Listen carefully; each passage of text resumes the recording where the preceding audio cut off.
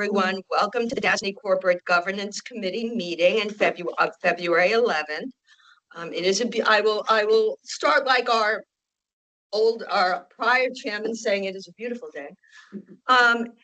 Anyway, I would like to turn to Sarah for the roll, and I think we have a new member on our committee, Elizabeth. Sarah? Yes, good morning, everyone.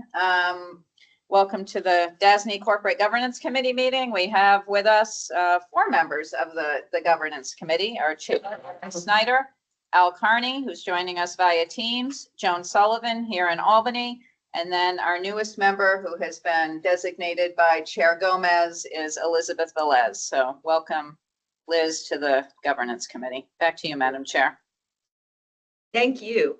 The first matter for the committee are approval of the minutes of November 12th.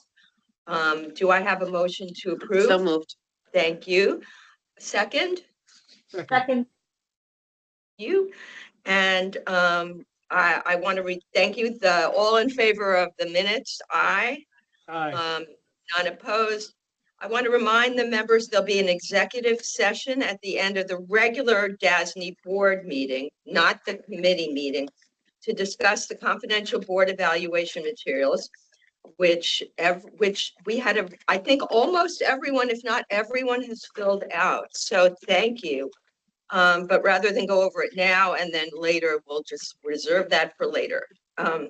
In accordance with the customary practice, the Governance Committee will be undertaking an annual review of certain policy documents as required in accordance with the Public Authorities Law and DASNY's governing principles.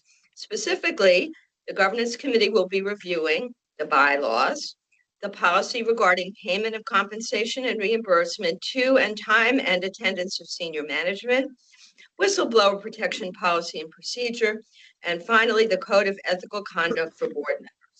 The chair will state that the staff has reviewed these 4 items and is not recommending any changes to these documents at this time.